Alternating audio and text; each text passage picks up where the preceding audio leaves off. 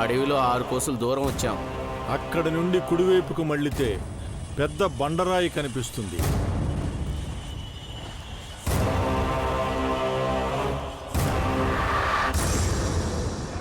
అక్కడ నుండి దిగువకు మెట్లుంటాయి.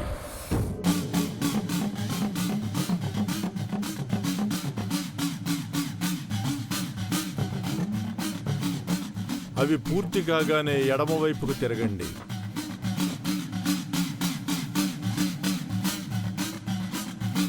అక్కడ నుండి కొద్ది దూరంలో ఉన్న రుధిర భూమికి చేరుకుంటారు.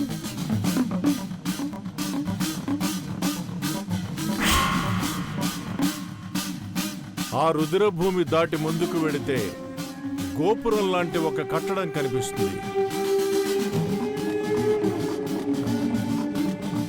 అదిగో అక్కడ రండి. దాని వెనుక భాగంలో 3 గజాల స్థలంలో 3 అడుగుల లోతు తవ్వితే తాళపత్ర గ్రంథాలు దొరుకుతాయి.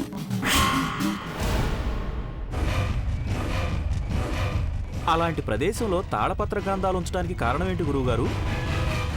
మనిషి స్వార్థజీవి. అలాంటి మహిమగల తాళపత్రాలు దొరికితే అధికారం పొంది నియంతగా మారాలనుకుంటాడు. అందుకే మహారుషి విద్యారణ్య స్వామి వారు మనుష్య సంచారం లేని చోట ఆ తాళపత్రాల్ని భద్రపరిచారు. వాటితో ప్రేతాత్మలు పారిపోయేలా చేయొచ్చా గురువుగారు? నిస్సందేహంగా. ప్రపంచాన్ని గుప్పెట్లో పెట్టుకోగల శక్తి, ప్రాణరహితమైన ప్రేతాత్మలను అంతమొందించే మంత్రతంత్రాలు అందులో ఉంటాయి.